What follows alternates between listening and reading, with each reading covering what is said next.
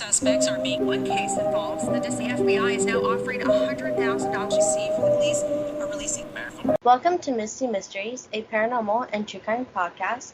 This is a special Halloween episode, and I have a guest here for you. Hello, everybody. My name is Brenda, and I am the host and creator of a podcast called Horrifying History. And what we love to do at Horrifying History is we like to tell the stories that stain the pages of history that have a supernatural or paranormal link. We like to present all sides of the story to allow you guys to make the decision what is real and what is not. So let's jump into our stories. This week, I will be talking about the Axeman of New Orleans, better known as America's own Bayou Jack the Ripper. The first victim of the killers were an Italian grocer named Joseph Mago and his wife, Catherine. On May 23, 1918, the couple was sleeping in their apartment that was right above their store, where the killer broke into their home. He cut their throats with a straight razor and then beat them with the axe, bashing in their skulls. When the police arrived on scene of the crime, they noticed the killer left his bloody clothes in the couple's apartment, believing he changed into a clean set of clothes since no one had reported any naked men walking around. There weren't any signs of a robbery, and not too far from the home was a message in chalk saying, "Miss Joseph Mago will sit up tonight, just write Miss Tony."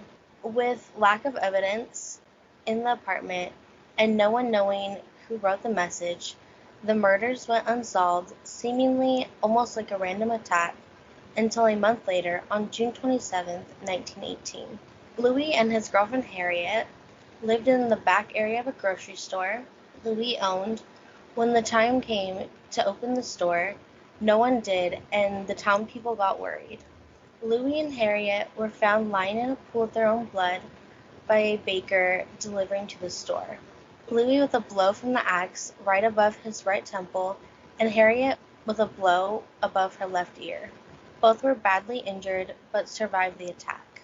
Harriet had facial paralysis on one side of her face, which required multiple surgeries, and 7 weeks later, on August 5th, 1918, Harriet passed away after one final surgery.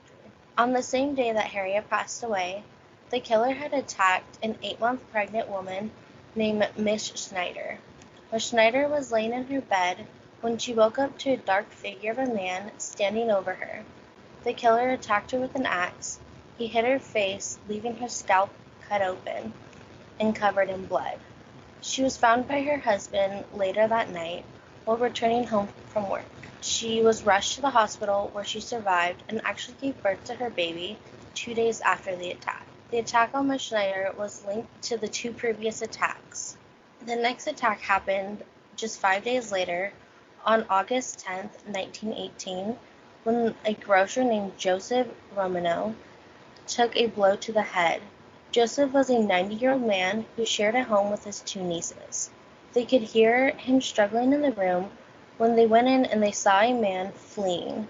Their uncle, bleeding from his attack, was able to walk himself to the ambulance. Sadly, he passed away 2 days after in the hospital due to severe head trauma. His nieces described the attacker to the police as a heavy-set man who wore a dark suit and a slouch hat. The citizens of New Orleans now started to fear for their safety, with 4 separate attacks by a man who used axes found at the victims' homes. The citizens reported their axes being tampered with, along with their windows, doors, and even seen a man at night walking. Men of the homes would take turns staying up all night with their shotguns in order to protect their families. But with everyone on high alert, the attacks seemed to stop and things slowly went back to normal. Till March 10, 1919, when Charles, his wife Rosie, and their 2-year-old daughter Mary were attacked in their home by the killer in the early mornings. A neighbor was able to hear screaming coming from their home, and when he walked in, he found Charles lying on the floor in his own blood, and Rosie standing in the doorway holding Mary, who had passed away. Rosie woke up to Charles struggling with a large man holding the axe. When Charles fell to the ground, the killer then attacked Rosie and Mary. Charles and Rosie both survived, but sadly Mary did pass away. The citizens of New Orleans were once again terrified for their lives and their families. The police stated they believed one man had done all 5 attacks, calling him a bloodthirsty maniac, filled with passion for human slaughter. For the first time on March 14, 1919, the killers spoke to the citizens of New Orleans through a letter in the Times newspaper that read, "Esteemed mortals, they have never caught me, they never will. They have never seen me, for I am invisible, even as the ether that surrounds your earth. I am not a human being, but a spirit and a demon from the hottest hell. I am what you New Orleans and foolish police call the Axeman. When I see fit, I shall come and claim other victims. I alone know whom they shall be. I shall leave no clues except my bloody axe, besmeared with blood, brains, and whoever I have sent below to keep me company. If you wish, you may tell the police to be careful not to rile me. Of course, I am a reasonable spirit. I take no offense at the way they have conducted their investigations in the past. In fact, they have been so utterly stupid as not to amuse me. But His Satanic Majesty, Francis Joseph, etc., but tell them to beware. Let them not try to discover what I am, for it is better that they were never born than to incur the wrath of the Axeman. I don't think there is any need of such a warning, for I feel sure the police will dodge me, as they have in the past. They are wise and know how to keep away from all harm.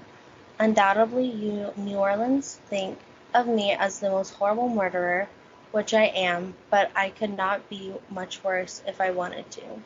If I wished, I could pay a visit to your city every night at will. I could slay thousands of your best citizens, for I am close relations with the angel of death. Now, to be exact, at 12:15 earthly time, on next Tuesday, March 19th, 1919, I am going to pass over New Orleans, and in infinite mercy, I am going to make a little proposition to you people.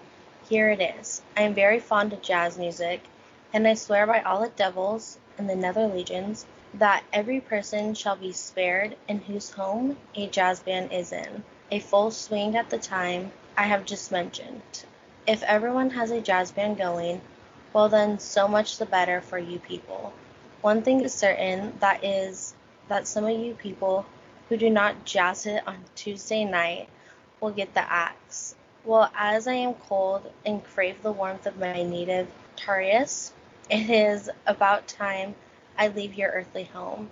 I will cease my discourse, hoping thou wilt publish this, that I may go with thee. I have been, am, and will be the worst spirit that has ever existed, either in the fact or realm of fantasy, the Axeman. The night of March 19, 1919, was filled with music playing from homes all over New Orleans. Dance halls filled full of people, jazz bands, both amateur and professional, played at people's homes and parties. That night, no one was murdered by the Axeman. All was quiet from the killer till he struck again on August 10th, 1919.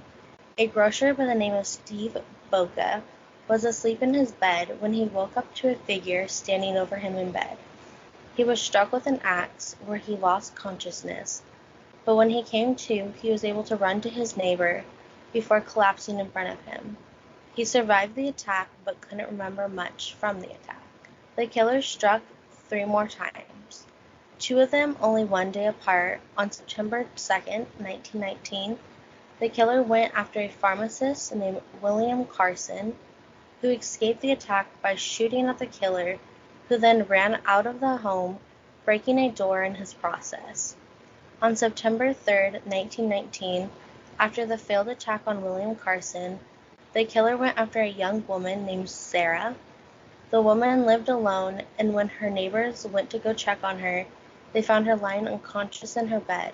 Sarah survived the attack with several missing teeth and a concussion. The last attack happened on October 27th, 1919, when the killer broke into the home of Mike Pepitone that he shared with his wife and 6 kids. Mike was in the bedroom when his wife heard a weird noise coming from the bedroom. She opened the door to find a large man with an axe fleeing from the bedroom. Mike was struck in the head with the axe and passed away. His wife has never been able to identify or make out any details of the killer.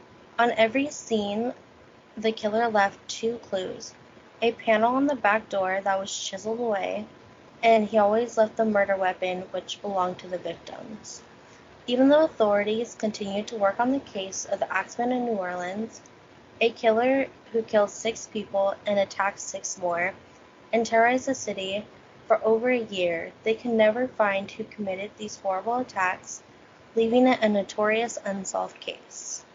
So I would like to kind of talk about the case a little bit with you as well, because I know you covered it, and you did bring up good points about the Pepitones. Well, actually, there's a couple different points that I want to make. Is when I started researching this case myself for the episode we did, the first thing that came very, very clear is the race was a deciding factor in this. There was a lot of racism at that time, especially to the Italian community that immigrated in, and it's very interesting to see that pretty well everyone that was attacked was an Italian person who started to gain prominence within their area, most of them being grocers, one of them being the pharmacist, but they also had a store attached. The second thing that I actually just picked up now when I was listening to you tell the story is, and I thought of this before, is the actual education base of the killer himself. Because when you're hearing his writings, it's actually very embellished. It's not the word, but it's not of the times. If a lot of people didn't necessarily go to high school and college back then, so his writing style and his punctuation, everything that he used was showing it that he was educated. But also the fact that he was using the word Tartarus, for example. Tartarus is in Greek mythology is hell. So I thought, because that word went over my head.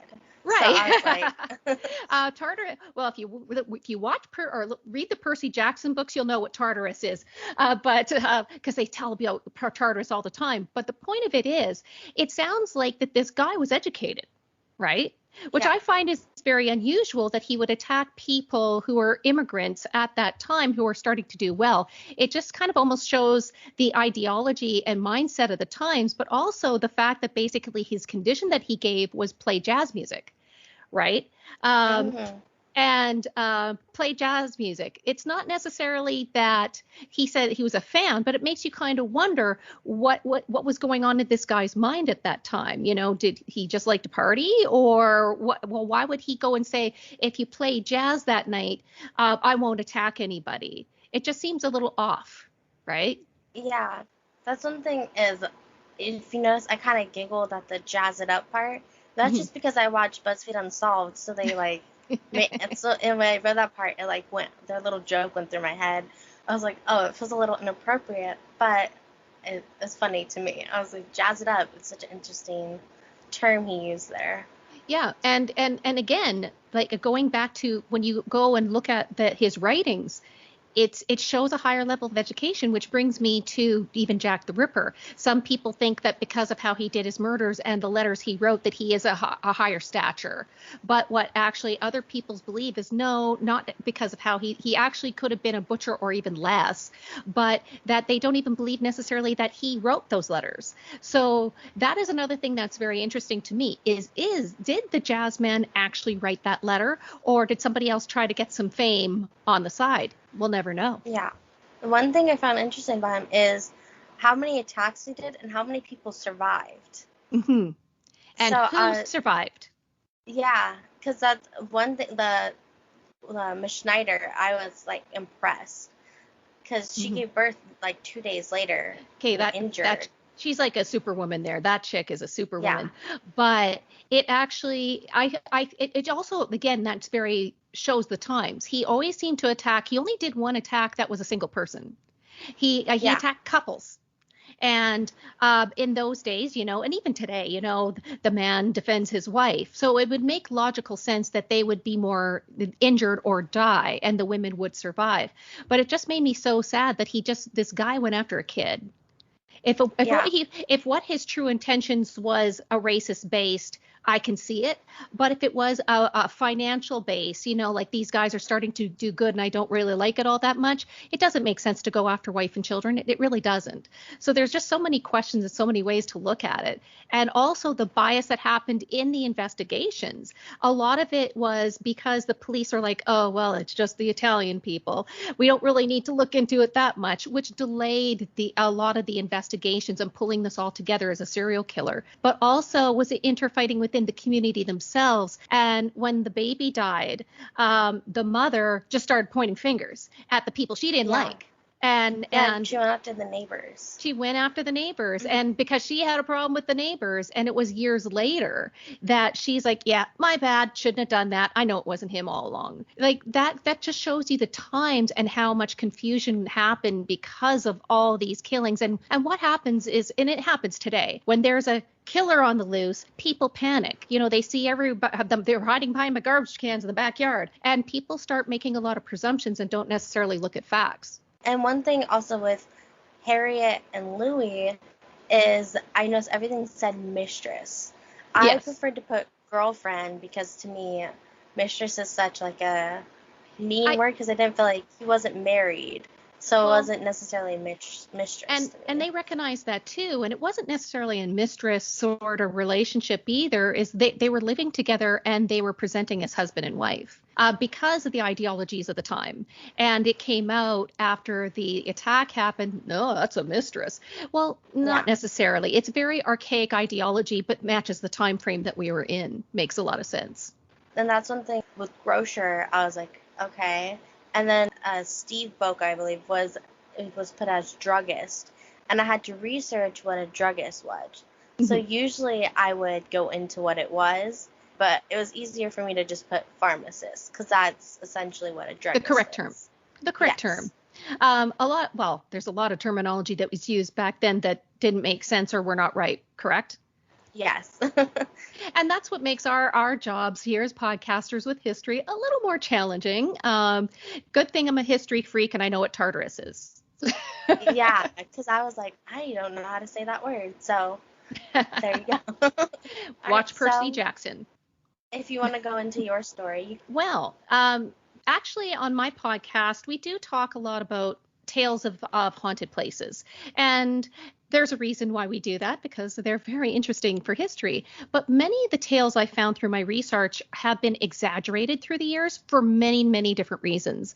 Now, some of these reasons are to bring in tourists, and others are actually for to further demonize what happened and the actions that happened. Sometimes it'll be demonizing a group, for example. So in the story I'm going to tell you today, none of this applies. None. Okay. The tale I'm going to tell happened exactly how I told you. It's not exaggerated, but the thing is, why I love this story is it really shows a case of extreme hatred that was targeted against one family. It shows corruption at its highest levels, and it's truly a story about a community that just developed a taste for blood. But also what's interesting is I'm from Canada, and a lot of people just presume that we say a or a boot. I don't say a boot. I don't do it. I don't say a either. That we apologize for everything. That's true, and I'm sorry for saying it. Ching. But the thing is, people presume we're so nice that nothing bad ever happens here. Oh, it does. We have our dark history just as much as everybody else. So this tale actually takes place in Ontario, Canada, where I live. And it starts back in Ireland, though, with a young couple who met and fell in love. And their names was James and Joanna Donnelly. And they were married after a very short courtship in their homeland in 1840. So they had their first son, who they named John Jr., and the three of them immigrated over to Canada. So after they got settled in Canada, the Donnellys hoped to establish a homestead for themselves, their son, and their now 7 children that were born in Canada. They chose an area in a township called Biddulph. It's near London, Ontario. So like many Ontario communities in the 19th century, this community dealt with constant crime ranging from robbery to assaults to murder. And also during this time, bringing anybody to justice was not easy at all because the majority of constables were untrained. They're just basically plucked off the street, and most times they were criminals themselves. So also for reasons that there's so many to talk about, but just for this time, we'll just say a lot of different reasons. The courts at the time were not handing out punishments what people thought were even reasonable. So after they moved to this area, the Donnellys decided to settle on land that didn't belong to James legally, and they became squatters. Now, the land was owned by a company called the Canada Company, and they leased it to a man named James Grace. It was unknown if James actually knew if the land was owned by anybody before he started squatting, but squatting at that time was actually a common frontier practice that was supported by the courts under common law property rights. So in 1856, a man named Patrick Farrell, he bought that land from James Grace. So when Patrick immigrated from Ireland and he went to take possession of his property, he was shocked to find there's the Donnelly family just squatting there in their house. So he took them to court. And when they were in court in 1857, Farrell tried to get the Donnellys evicted. But the two parties eventually agreed to have James Donnelly keep and reside on 50 acres of land, which was actually far less than what the Donnelly family had cleared over the 10 years that they occupied it. Even though they had an agreement that was made in court, Farrell would vocally attack the Donnellys anytime he seen them in public. So on June 27th, 1857, Farrell attacked John Donnelly at a public event with a handspike, and then he died when Donnelly picked up another handspike and just threw it at him in self-defense. But that didn't matter back then. James Donnelly, he just went and hid for the next 2 years before he turned himself over for trial. Now, James actually was sentenced to be hanged in 1859, but after his wife Joanna submitted a petition for clemency, James had his sentence reduced to 7 years in Kingston Penitentiary, which is in Kingston, Ontario. Now, just to give your listeners an idea here, Kingston Penitentiary was kind of like your guys' Alcatraz in the state, so it wasn't a pleasant 7 years that he had to do. Now, meanwhile, in 1873, the Donnelly stagecoach line was started by William Donnelly, who was James's son, and it was a huge success. So William managed the company with his brothers Michael, John, and Thomas, and the company started to rival the official stagecoach line that was in the area, and it was in place since 1838. So the competition soon fell under the pressure, and they sold their company to a man named Patrick Flanagan, and this guy became determined to drive the Donnellys out of business. So this status set a stage for a feud between the Donnelly stagecoach and the Flanagan and Crawley stagecoach line, where they burnt each other's property, they smashed it, horses were beaten or killed, the stables were burnt to the ground. Now the community blamed all the violence on the Donnellys, who they called the Black Donnellys, because they're just all such bad people. And this just worsened the reputation. It didn't matter that both sides were doing it, right? They pointed the finger at the Donnellys because, hey, well, their dad did murder, so it's got to be all them, right? So as the tensions built towards the family, they started getting charged by a lot of things, including arson, assault, trespassing, verbal assault, attempted murder, theft, robbery, and assaulting a police officer, which is going to be very ironic in a few minutes. So they went to court for all this, and they were found not guilty. So this actually added to the community's hatred against the family because they thought they were guilty. And as we said earlier, the courts didn't issue out sentences as people thought they should. So then in June of 1879, Father John Conley created what he called the Peace Society in the county after he started preaching to his parish about the activity that was occurring and his thoughts on who actually was responsible. No bias there at all. So he asked them to pledge support by having their homes searched for stolen property. Now, out of this group, the vigilante committee, they formed up, and evidence shows that members of both entities were actually responsible for all the crimes in the area. So the Donnellys, they actually decided not to sign this pledge because they feared, for good reason, that the community would use this opportunity to hide the stolen property on their land and set them up. Now, to make matters worse, James Donnelly, he actually stood up in a church service to denounce that priest who began to preach hatred against the Protestants during his services due to Donnelly's friends were mostly Protestant. Now, James also did a horrible thing in the priest's eyes. What he did is he donated money to the building of an Anglican church to support his community, and this just completely outrageous society. So this anger actually boiled over February 3rd, 1880, which is the date that this Peace Society decided to take action. Now, you'll figure out the irony in their name in a moment. So they had a plan. The original plan was to visit the Donnelly homestead late at night, handcuff the male members of the household, then hang them from a tree by the neck until they just confessed to all the crimes with the intent to hurt the Donnellys. Firstly, how are you going to confess if you're hanging by a tree by the neck? And secondly, you're just going to hurt them? Come on. So to help with all this, the Peace Society decided to set up surveillance on the property to try to determine who would be home and when, and how they can enter the property without being detected. So on February 2nd, James and his son went to town to pick up a guy named Johnny O'Connor. He was a relative of theirs, and Johnny was going to stay overnight the following day to look after the farm. The family went to court to deal with their latest round of charges. So at about 1 a.m. on February 3rd, the Peace Society started getting drinking on just to get their courage before they mounted their attack. When they felt empowered by enough booze, these guys walked to the Donnelly home and surrounded the perimeter of the property. Now, Constable James Carroll then entered the unlocked home. And by the way, back then, nobody locked their doors. They handcuffed Joanna and James's son, Tom Donnelly, who was asleep. After he was cuffed, Constable Carroll woke up Tom, saying that he was under arrest, which woke up his mom, Joanna, and her niece, Bridget, who was visiting from Ireland. The commotion also woke John, who asked Constable Carroll what the charges were. Then Tom asked the constable to read out the arrest warrant, and guess what? There was none. So that's when the constable gave his sign to the Peace Society to storm the house with their clubs and pitchforks. Literal clubs and pitchforks. So at this point, the vigilantes started to beat John, Joanna, and Tom. Now, Bridget was able to escape and run upstairs, and she hid. Johnny also hid, but here's what the thing is. He climbed under John Donnelly's bed, but since the men didn't know he was there on the property, they didn't go looking for him. Now, John was hit repeatedly into the skull until he was dead. Joanna fought really hard against her attackers, but she was eventually beaten and killed by Constable Carroll. Tom was actually able to break free from the attackers, and he started running to the front door. As he was running, he was stabbed multiple times with a pitchfork. When he collapsed to the ground, several men carried his body into the kitchen where his parents' bodies were, and they removed his handcuffs. After this, they hit Tom several more times in the head just to ensure he's dead. They then moved upstairs, and they found Bridget, and they beat her to death. They dragged her body downstairs and put it with the rest of the family. Now, when this was going on, one guy, and this is where this is totally over the top for me. They killed and decapitated the family dog because it was barking.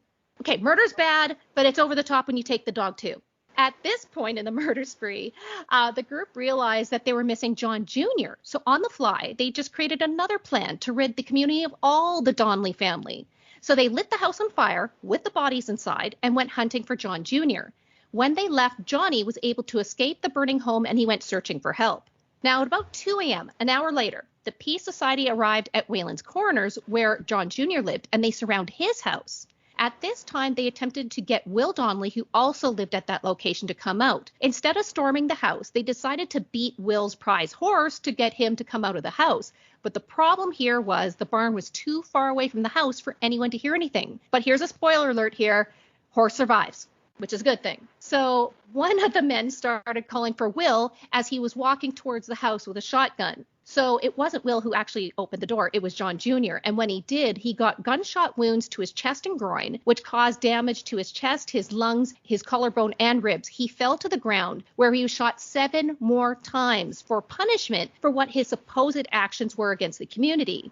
Now, Will Donnelly's wife, Nora, she heard all of this, and she tried her best to try to pull John to safety, but she couldn't move the body on her own. Now, Will was hiding in a bedroom, but he was able to go look out the window to see who was attacking his home. One of the men he saw was Nora's own brother. Now, at this point, the Peace Society just decided we're getting worn out from all the murdering, and they said, let's just survey the perimeter and maybe somebody will come outside. They waited 3 hours, and after they seen nobody come out of hiding, they just decided to leave. So the next day, Johnny, Will, and Nora all reported the attack and the murders to the local magistrate. Now, even though reports say 35 men participated in these murders, it was only Constable Carroll and 5 other men from the Peace Society that was arrested. So 6 out of 35, which is a very interesting part of the story. It tells you what the community is thinking at this time, right? At the trial, one of the key witnesses was Johnny O'Connor, who witnessed the massacre in the first house. Now, these vigilantes, they did everything they could to prevent him from testifying, including burning down his parents' house and threatening to murder his family. Now, William Donnelly, he also testified, and he too suffered that type of retaliation. The defense witnesses, though, were all the friends and family of the vigilante community, so what do you think they did? They backed up the alibis of every single person on trial. Now, due to this, the first trial was a hung jury, with one juror saying that he would not convict them even if he witnessed the murders himself. So, during the second trial, the judge gave instructions to the jury that Johnny's testimony was not to be heard at all because he believed it was unreliable. Why? Johnny's mother tried to get paid for his testimony. I really can't blame her here. Her house was burnt down, so maybe I could see it, right? But when it was announced all these men were deemed not guilty, the town decided to have a party, and that party lasted a full day and night. So the story of the Black Donnellys is now a well-known piece of Canadian folklore. However, the inhabitants of this township has tried to suppress this subject due to a lot of the residents in the township actually have ancestors that were directly connected to the murders. In recent years, a lot of books have been started up around these tragedies. Songs, books have been released. Now, in 2007, NBC actually released a TV series called The Black Donnellys that was based on this story. And in 2017, another short film was released about the events. But here's the cool thing.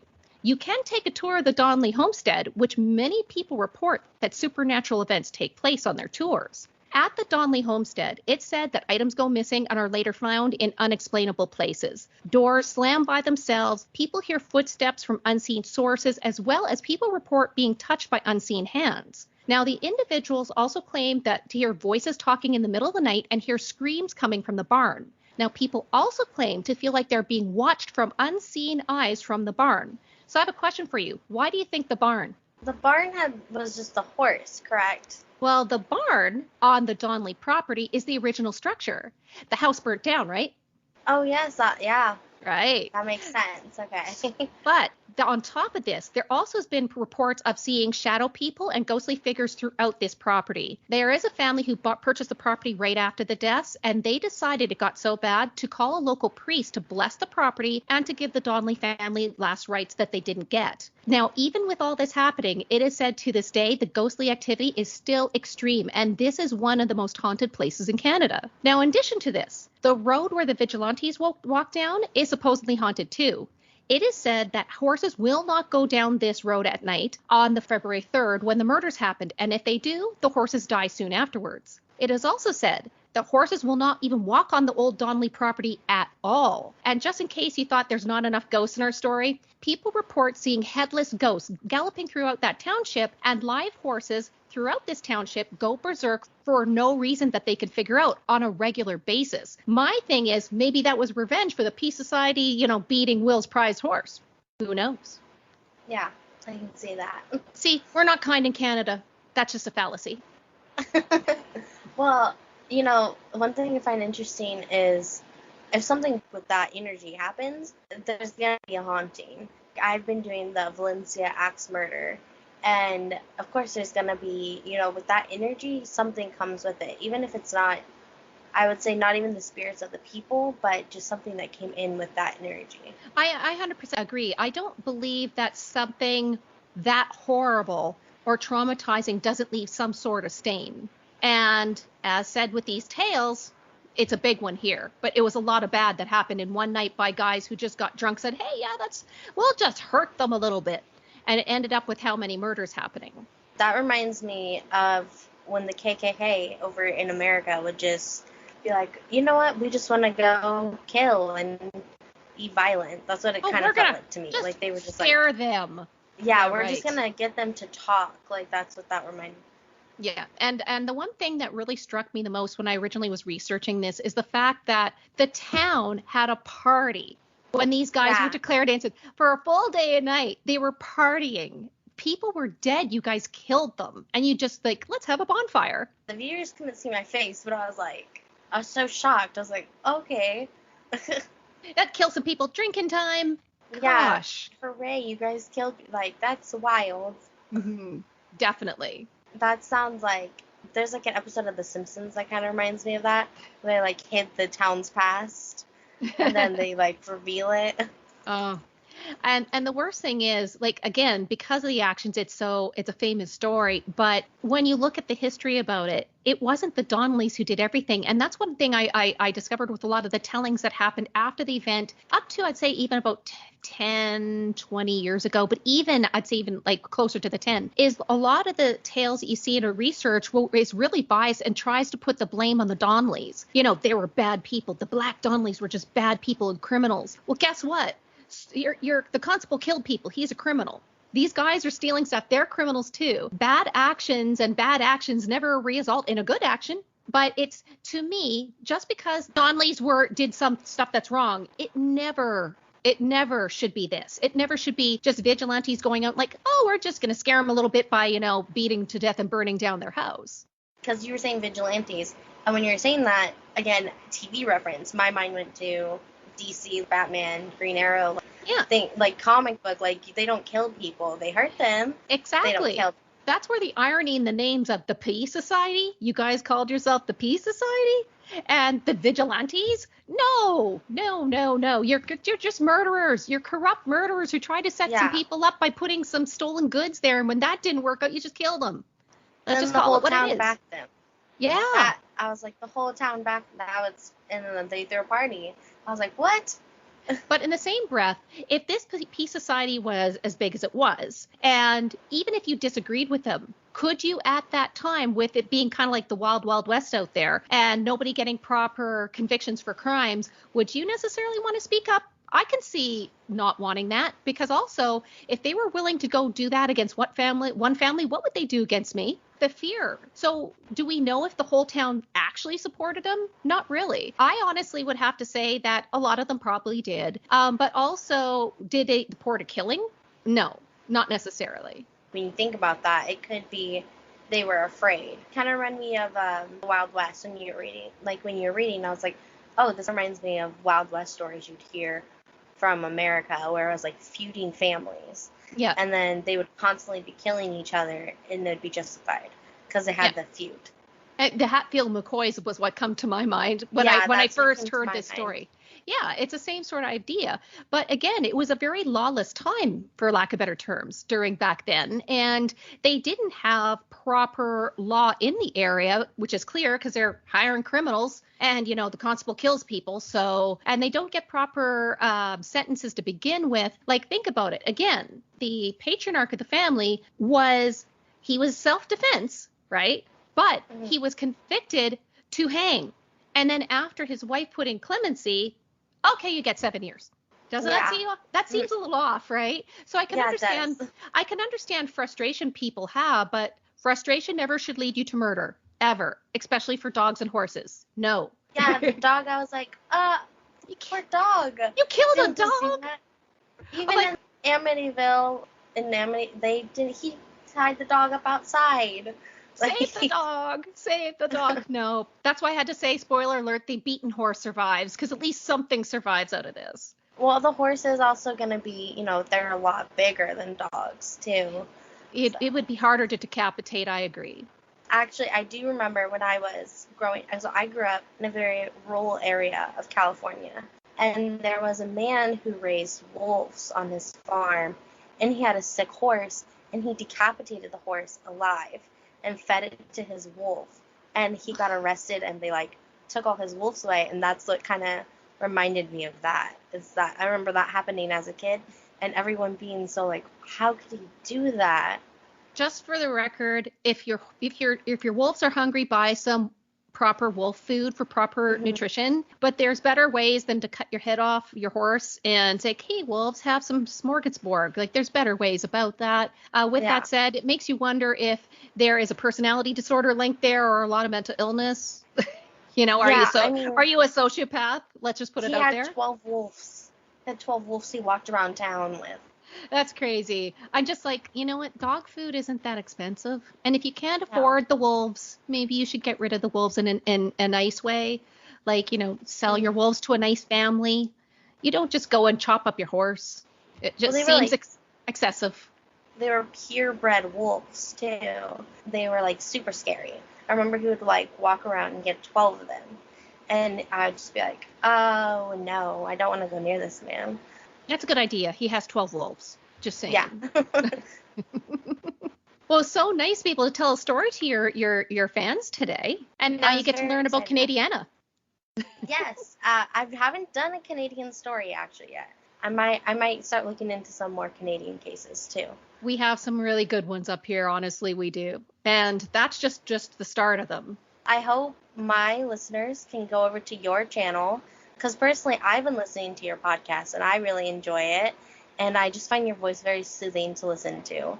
Well, considering I'm talking about dogs being decapitated, I think it helps a little, Yes. Soothing teacher-like voice for telling about decapitation. I feel educated after. I feel not on the right things, but very educated. Although I tell people all the time, it's my job to scare while I educate. That's a good way to look at it.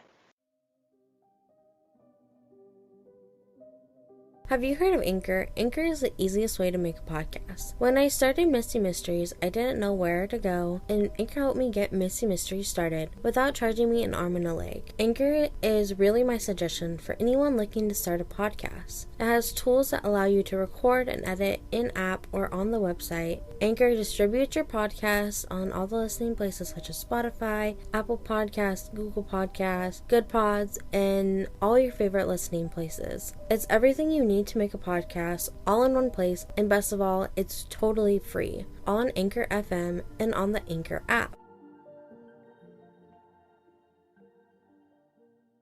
Do you want to tell the listeners where they can find your podcast? Well, you can actually find Horrifying History on any major podcast provider. And coming out, the day that this episode's coming out is another episode of mine. And you guys probably have heard a little bit about it because we're calling it Who Put Bella in the Witch Elm. Have you heard of that one before? I have. Well, we do a little bit of a deep dive into it and look at not only just the crime, but a little bit deeper into the evidence and the theories out there of who Bella actually was. You also actually can find Horrifying History on our YouTube channel, which is easy to find. You just go onto YouTube and search for Horrifying History. But you can not only just hear Horrifying History there, you can actually find our other show, which is called History Cole's Notes. So Cole's Notes, just for useless information, is the same thing as Cliff Notes in the United States. So which is a study guide. We're asked so many questions, not just like paranormal history questions, but just history questions in general. So I thought, why not just answer them? That's how we started History Cole's Notes. And actually on the day after that this episode airs, it is our last episode for this season of History Cole's Notes, and it's all about the Salem witch trials. And it's more of a deep dive of what the theory is on why it truly started. And there's a lot of different theories. And you can also find us on social media by going on Facebook, searching Horrifying History. You can find us on Instagram by searching for Horrifying_History. And we're also on Twitter. So come join us on there by looking for Horrifying HIST1. So I'd like to thank you for being on my podcast and sharing such a interesting story with us. This has been Misty Mysteries, and I will see you guys next week. Bye now. Bye.